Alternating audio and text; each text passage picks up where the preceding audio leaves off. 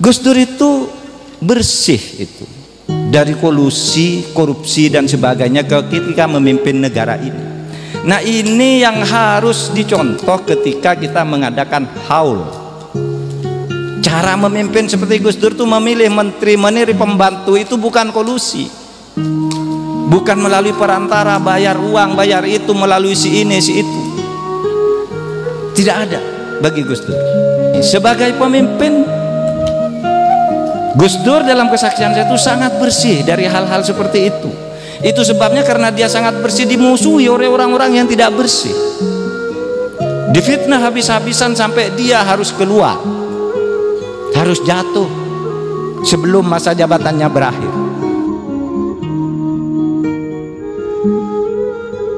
Assalamualaikum warahmatullahi wabarakatuh. Alhamdulillahi wahdah, assalatu wassalamu ala man la nabiyya ba'dah, Sayyidina Muhammadin sallallahu alaihi wasallama wa man tabi'ahudah. Saya akan memberikan catatan atau testimoni saja pengalaman saya bersama Gus Dur.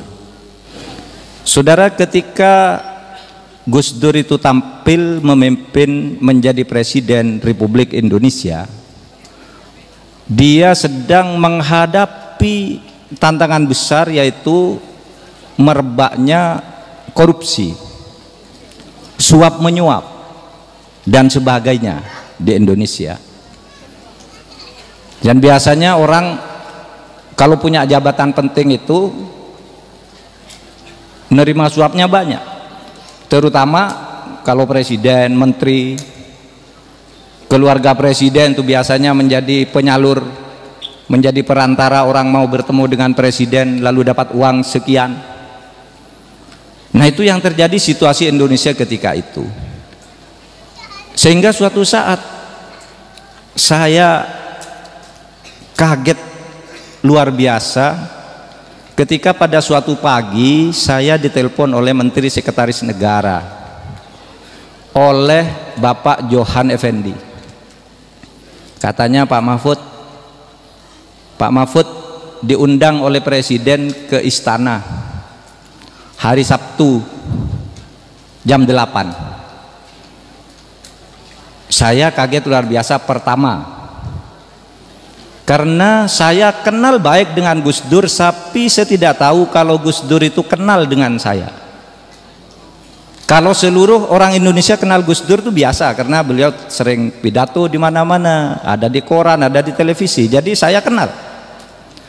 Tapi saya sungguh tidak tahu Gus Dur itu kenal saya, karena pada saat itu saya sudah 16 tahun tidak bertemu Gus Dur, dan ketika bertemu 16 tahun sebelumnya itu, saudara, saya hanya bertemu di dalam acara-acara seminar. Waktu itu saya mengundang beliau ke UII, lalu saya katakan, Gus, ini UII Jogja ini yang mendirikan ayahnya Gus Dur, Kyai Wahid Hasyim, tetapi dikesankan kok UII ini seakan-akan universitasnya Muhammadiyah. Saya bilang, coba Gus Dur datang ke kampus saya ini orang NU yang belajar di UII. Nah, disitulah saya kenal dengan Gus Dur pada tahun 83 akhir sampai awal 84. Nah, tiba-tiba ketika Gus Dur jadi presiden mengundang saya ke istana, dan kemudian Gus Dur itu meminta saya menjadi menteri. Pak Mahfud, antum saya angkat menjadi menteri, katanya. Saudara, saya kagetnya apa? Ternyata bagi Gus Dur tuh jadi menteri tidak perlu kolusi. Saya tidak punya uang sepeser pun waktu itu tiba-tiba diangkat menjadi menteri, padahal waktu itu di koran-koran 2 hari sebelum saya dipanggil oleh Gus Dur itu, koran Rakyat Merdeka itu menulis tarif untuk menjadi menteri 3 miliar melalui orang dekat-dekatnya Gus Dur, si A si B gitu. Kalau jadi menteri hubungi ini, nanti disampaikan Gus Dur tarifnya sekian. Tiba-tiba Gus Dur mengundang saya, dan tidak ada yang bisa menjadi perantara dan sama sekali tidak bicara uang. Tiba-tiba saya percaya antum jadi menteri pertahanan. Saya bilang, menteri pertahanan Gus, Bapak Presiden. Bukan, menteri pertahanan katanya. Saya sendiri waktu itu sangat kaget karena diberi jabatan itu. Tetapi yang terpenting saudara, Gus Dur itu bersih itu dari kolusi, korupsi dan sebagainya ketika memimpin negara ini. Nah ini yang harus dicontoh ketika kita mengadakan haul. Cara memimpin seperti Gus Dur itu memilih menteri-menteri pembantu itu bukan kolusi, bukan melalui perantara bayar uang, bayar itu melalui si ini si itu. Tidak ada bagi Gus Dur. Nah waktu itu memang ada kejadian yang sangat menyakitkan bagi warga NU, di mana Gus Dur itu dituduh korupsi dalam kasus Brunei. Sumbangan Brunei sumbangan Sultan Brunei 14 miliar dan 35 miliar korupsi di Bulog. Jadi ceritanya begini, karena ini penting, masih banyak orang yang salah sangka seakan-akan Gus Dur itu terlibat dalam kasus itu. Jadi ceritanya begini, suatu saat wakil ketua Bulog, ya, wakil ketua Bulog namanya Sapuan, itu minta menghadap Gus Dur karena kan seorang wakil ketua itu ingin ketemu, kan kalau ketemu presiden hebat lah. Lalu diantarkanlah oleh teman Gus Dur namanya Suwondo. Teman Gus Dur ini sebenarnya ya teman-teman ya orang biasa saja yang kalau datang ke Gus Dur disuruh mijeti, tukang pijitnya Gus Dur ini. Karena Gus Dur itu meskipun presiden terbuka nerima siapa saja, ketika seorang tukang pijitnya ingin menghadap oleh Gus Dur dipanggil, masuk, ini kan teman saya gitu. Kan beda dengan presiden lain. Kalau Gus Dur itu, kalau presiden lain itu siapa dulu tamunya, kalau orang cuma orang-orang sembarangan tidak diterima. Tapi kalau Gus Dur siapa itu, suruh masuk, masuklah bersama si Sapuan. Lalu terjadilah cerita, pada waktu itu negara perlu dana banyak, jadi kita harus bekerja keras, berhemat, kata Gus Dur. Nah tiba-tiba beberapa hari kemudian ada berita bahwa Sapuan ini mengeluarkan dana untuk Gus Dur 35 miliar. Diserahkan kepada siapa? Diserahkan kepada Suwondo.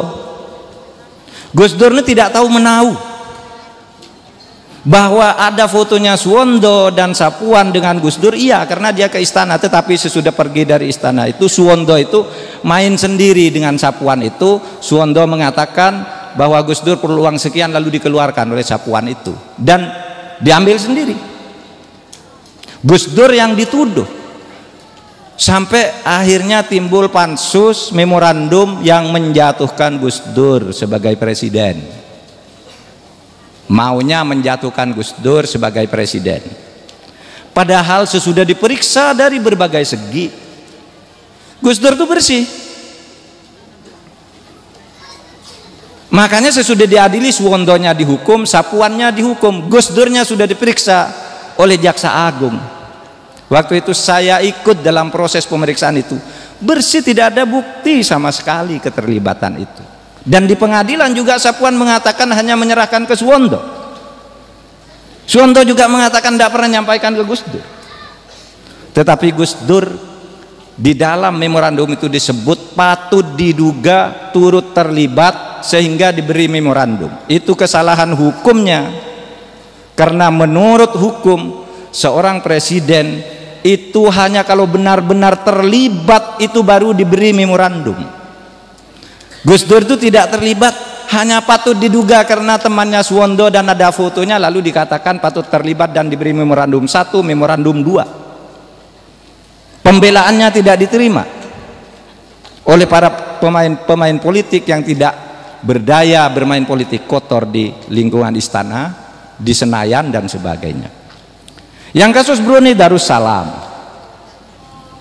Brunei Darussalam itu jadi begini ceritanya. Sultan Brunei itu mengirim uang kepada Gus Dur melalui Aryo Wowor sebagai zakat keluarga kerajaan. Oleh Gus Dur, uang itu kemudian diperintahkan diserahkan ke Yayasan Aswaja di Aceh. Afdol Yasin namanya yang menerima, ketua Yayasan Aswaja itu sebagai orang NU di sana, disuruh untuk menyelesaikan gam-gam yang mau melawan pemerintah itu. Nah lalu ini disalahkan lagi oleh DPR, kok tidak dilaporkan ke negara? Loh itu kan bukan antar negara. Negara tidak pernah kirim surat secara resmi kepala negara apakah menteri ke Sultan Brunei, tapi dia membagi zakatnya karena tahu bahwa di Indonesia sedang terjadi kesulitan ekonomi dan tahu bahwa presiden itu seorang ulama, dikirimkan ke Gus Dur dana itu. Lagi-lagi disalahkan sampai akhirnya Gus Dur dijatuhi memorandum 2. Tetapi sebelum proses penjatuhan Gus Dur itu terjadi, terjadi peristiwa lain di mana Gus Dur dijatuhkan lebih cepat karena alasan lain, bukan karena soal dana bulog dan bukan karena soal dana dari Brunei. Nah, saudara, saya ingin mengatakan di sini sebagai pemimpin, Gus Dur dalam kesaksian saya itu sangat bersih dari hal-hal seperti itu. Itu sebabnya karena dia sangat bersih dimusuhi oleh orang-orang yang tidak bersih, difitnah habis-habisan sampai dia harus keluar, harus jatuh sebelum masa jabatannya berakhir.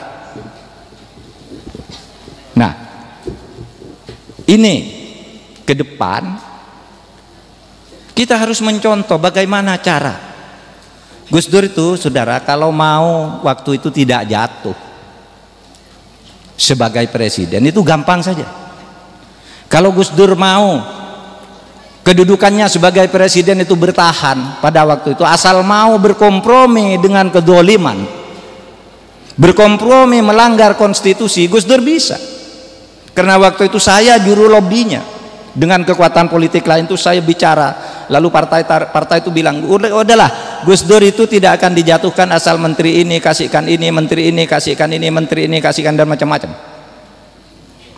Tetapi ketika saya sampaikan pada Gus Dur mengatakan saya tidak mau melanggar konstitusi, saya lebih baik jatuh dari presiden daripada saya melanggar konstitusi dengan didikte oleh partai-partai untuk menentukan menteri. Padahal menteri itu adalah urusan presiden, hak prerogatif presiden. Nah saudara, itu sikap Gus Dur. Sehingga tepat kalau kita mengaitkan Gus Dur dengan solawat-solawat. Gus Dur itu sebagai pemimpin sama dengan yang digambarkan oleh Barzanji itu, yang mengatakan anta syamsun, itu dikatakan kepada Nabi Muhammad, bukan kepada Gus Dur. Tapi ini kira-kira ini yang ditiru oleh Gus Dur. Anta syamsun, anta badrun, anta nurun fauqa nur, anta ikthiru wa ghali, anta misbahus sudur. Wahai Nabi, engkau adalah matahari, engkau adalah bulan yang lembut, matahari yang tegas. Itu sifat Gus Dur. Kalau memimpin itu prinsipnya tegas, tapi sikapnya terhadap rakyat, terhadap orang-orang biasa itu ya baik-baik saja, lembut, mengayomi, tidak sementang-mentang, tidak jaim. Kalau kata istilah sekarang tuh jaga imit, tidak ya. Itu yang dilakukan oleh Gus Dur, sehingga pantas kalau ciri kepemimpinan Nabi itu anta syamsun, engkau adalah matahari. Matahari itu konsisten, tegas, menerangi, jelas arahnya ke sana. Anta badrun, engkau seperti bulan purnama, orangnya lembut, tidak pernah nyakiti orang. Anta nurun fauqa nur, engkau adalah cahaya di atas cahaya. Anta iksiru wa ghali, engkau adalah permata yang tidak ternilai harganya. Anta misbahus sudur, engkau adalah penerang hati-hati yang gelap. Itu yang coba dicontoh oleh Gus Dur dari kepemimpinan Nabi, dan ini pula yang diperlukan kepemimpinan ke depan, di mana pemimpin itu punya pendirian yang tegas, bersih, menerangi, tetapi juga lembut terhadap rakyatnya. Itulah yang dikatakan di dalam Al-Quran, walladzina ma'ahu asyidda alal kufar, tegas, konsisten, tegakkan hukum, tegakkan aturan. Ruhama ubainahum, badrun, itu lembut. Sehingga ketika Gus Dur meninggal ya kayak gini, sudah 4 tahun meninggal, orang ke kuburannya penuh terus, setiap tahun ada haul seperti ini di seluruh Indonesia. Karena Gus Dur itu patut dicontoh. Coba lihat yang lain, mana ada yang seperti Gus Dur. Gus Dur meninggal orang nangis semua, dan yang nangis sih bukan hanya orang NU, bukan hanya orang Islam, orang-orang beragama lain pun se-Indonesia nangis merasa ditinggalkan Gus Dur. Nah, sudah itu satu yang patut dicontoh dari kepemimpinan Gus Dur. Yang kedua, Gus Dur itu karena sifatnya yang seperti anta badrun tadi, seperti bulan, kalau menegur orang atau memberi pengarahan kepada orang itu tidak vulgar. Dia sampaikan dengan lucu-lucu, dengan nasihat yang lucu dan berdongeng gitu. Ketika saya jadi Menteri Pertahanan itu saya tanya begini, Bapak Presiden, saya ini tidak ngerti pertahanan, tidak ngerti militer, apa petunjuk Bapak Presiden untuk saya laksanakan? Wah, katanya, saya juga tidak tahu tuh, katanya. Jadi dia tidak tahu, ngakunya tidak tahu, karena itu tidak ingin seakan-akan dia tuh pinter di depan orang. Saya tidak tahu Pak Mahfud, katanya. Pak Mahfud itu kan profesor, masa tidak bisa, katanya. Lalu dia bercerita sesuatu yang lucu begini, gini Pak Mahfud, katanya, dulu ya, katanya, ada orang NU diangkat menjadi rektor IAIN. Saya tidak tahu nih rektor mana, tapi lucu ceritanya. Diangkat menjadi rektor, seumur-umur dia tidak pernah memimpin upacara, wong hidupnya di pesantren, orang NU. Nah, tiba-tiba ketika jadi rektor tuh suruh memimpin upacara. Dia tanya ke stafnya, gimana tuh memimpin upacara? Oh, gampang, katanya. Kalau komandan upacara bilang apa, lapor upacara siap dimulai, Pak Rektor bilang aja, kerjakan. Kalau ada lagu itu lalu diberitahu, nanti Bapak akan ada lagu mengheningkan cipta. Mengheningkan cipta itu gimana lagunya? Gini, lagunya gini, da da da da da da da da da da da da da da da da da da da. Bapak terus bilang selesai. Nah, kalau sudah lagu selesai, Pak Rektor bilang selesai. Lalu kata Gus Dur, datang tuh orang memimpin upacara. Lalu ketika mulai lagu itu, mengheningkan cipta, mulai. Kemudian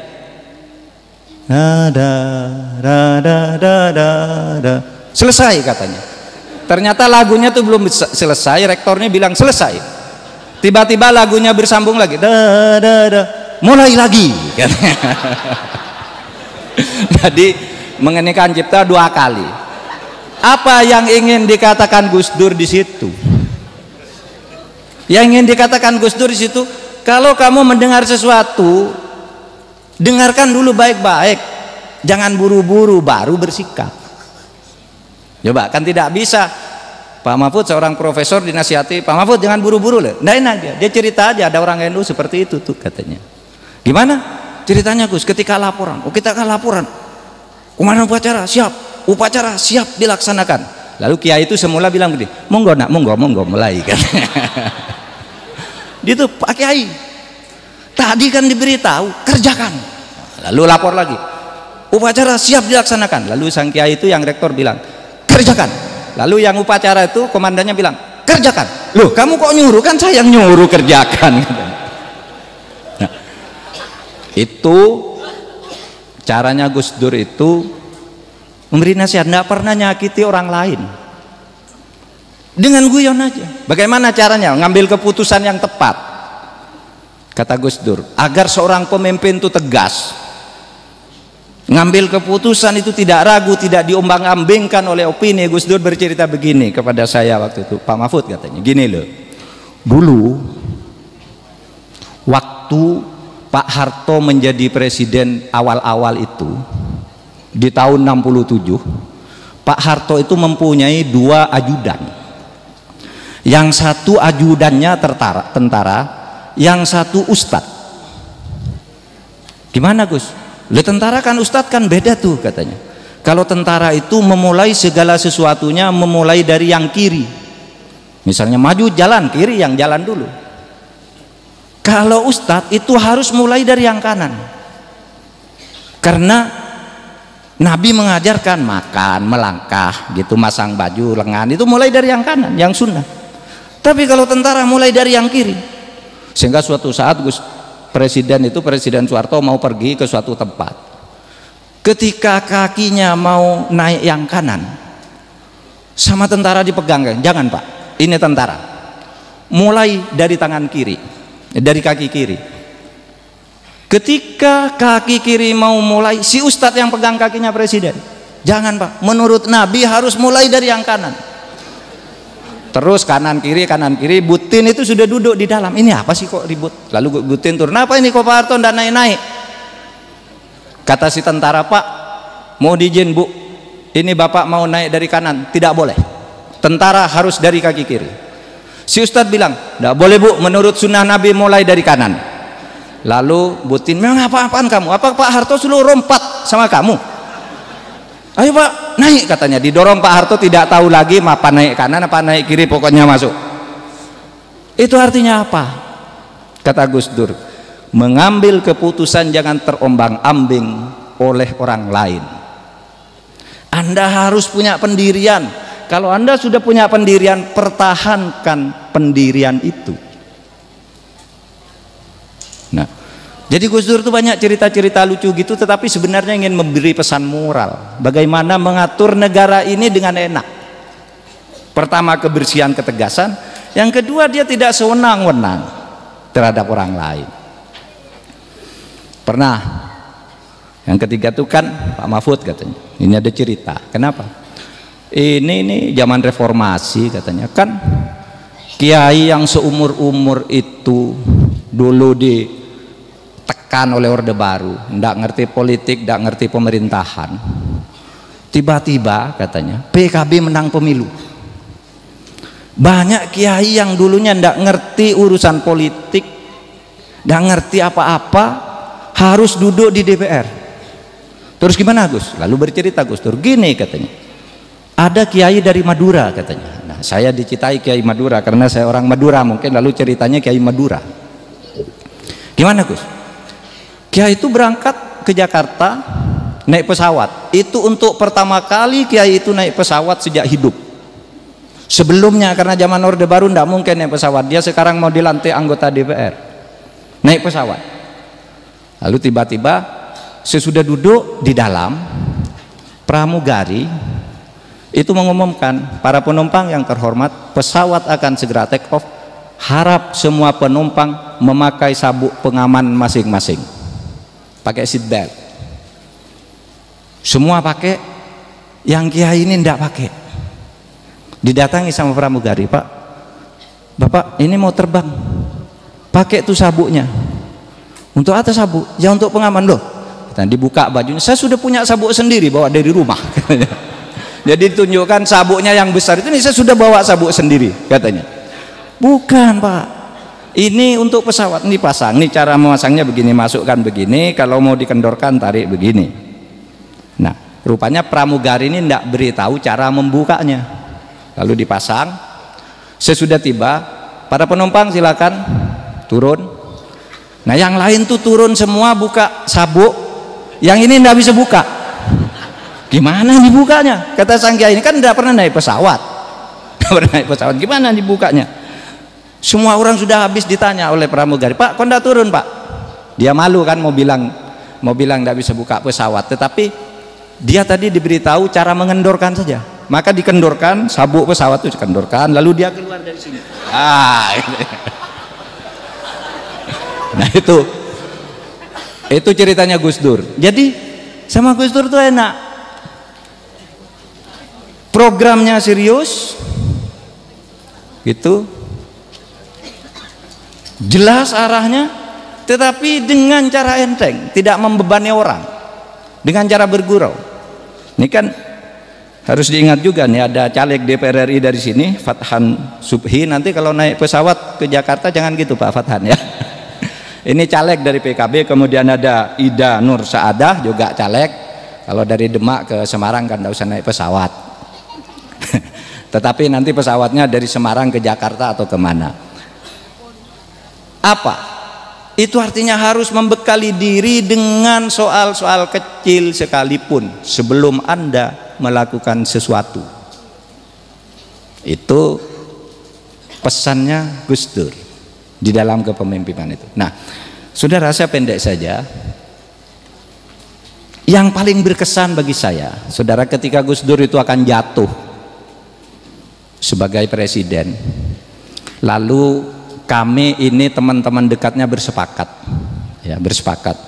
Saya, Khofifah, Alwi Shihab, Muhaimin Iskandar, kemudian Yeni Wahid, itu bersepakat. Ini Gus Dur ini suka menerima masukan-masukan tidak benar habis sholat subuh. Jadi hari sholat subuh itu dia banyak sekali tamu yang tidak jelas, memberi informasi, lalu kadang-kala memberi komentar terlalu cepat. Oleh sebab itu kami berlima itu diberi tugas gantian. Oh, satu Pak Zarkasih Nur, ada 6 mantan Menteri Koperasi itu, yang sama-sama orang NU lah semua. Pokoknya hari ini Pak Mahfud, hari ini Pak Alwi, hari ini Yeni, hari ini Khofifah, gantian lah, agar Gus Dur itu tidak didekati oleh sumber informasi yang salah.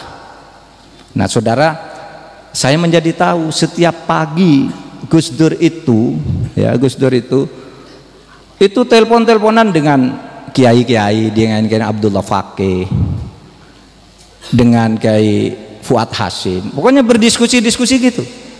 Jadi hubungannya dengan kiai itu lancar gitu. Tetapi juga Gus Dur itu di istana itu ramai dengan sholawat kayak gini. Cucunya melahirkan sholawat, subuh-subuh itu kalau sedang berdendang sendiri dia baca sholawat-sholawat kayak gini tadi, kayak yang dibacakan tadi. Bahkan di mobil pun beliau baca sholawat. Sampai saya berdiskusi dengan Gus Dur tentang sholawat itu. Pak Mahfud katanya, tahu enggak itu sholawat itu? Itu sholawat itu untuk membangun semangat,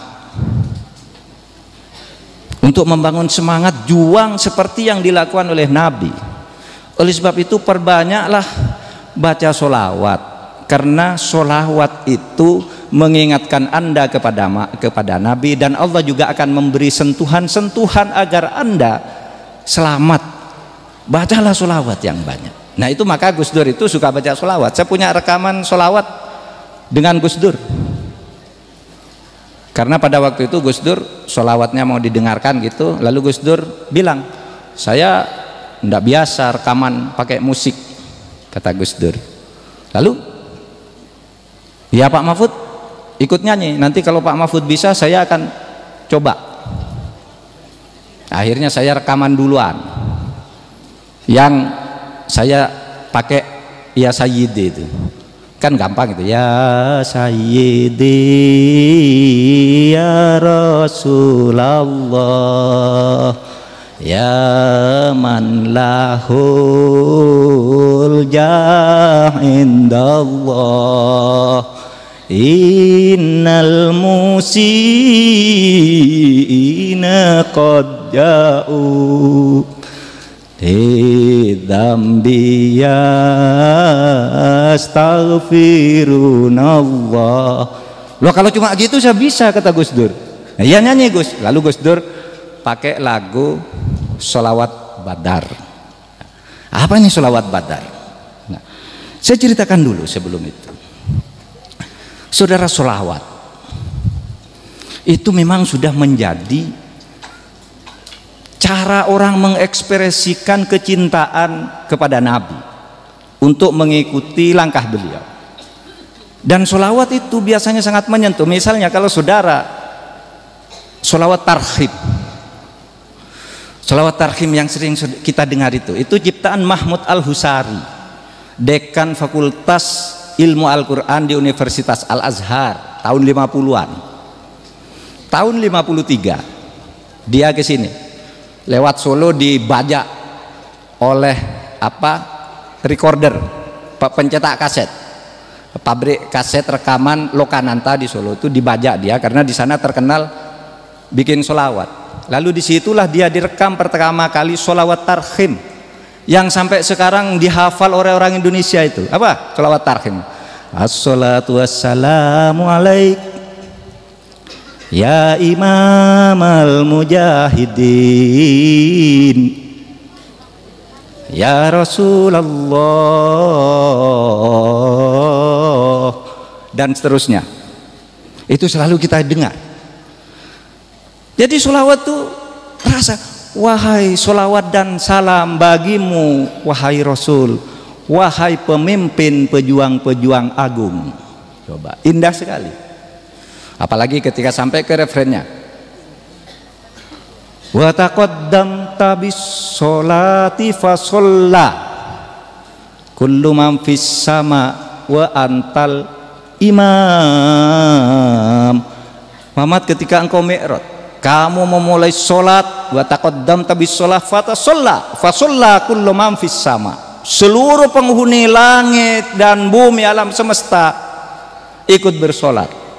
Fasolla kullu man fis sama wa antal imam, dan alangkah indahnya engkau ternyata menjadi imam dari gerakan alam semesta ini. Itu pujian kecintaan kepada Rasul.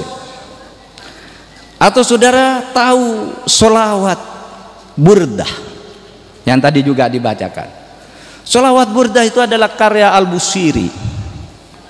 Al-Busiri ini seorang penyair muslim yang lumpuh, kakinya lumpuh, sehingga setiap hari, karena tidak bisa pergi, tiap hari nulis syair dalam bahasa Arab, dan puji-pujian terhadap Nabi ditulis terus di dalam syairnya itu, sehingga pada suatu saat beliau bermimpi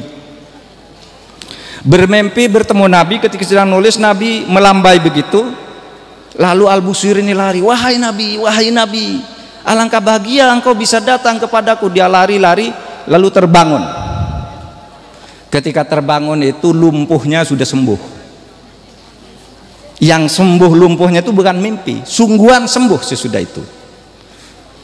Ketika dia melihat Nabi melambai-lambaikan burdah, selendang, Nabi, alangkah bahagia saya bisa bertemu engkau datang kepadaku. Al-Busiri lari, ngejar, kemudian terbangun, Nabi tidak ada, tapi dia bisa berjalan. Sesudah itu dia menulis sholawat burdah yang sangat terkenal itu, yang di Indonesia banyak dihafal di pesantren-pesantren. Ingat sholawat burdah? Maulaya sholli wa sallim daiman abada ala habibika khairil khalqi kullihim.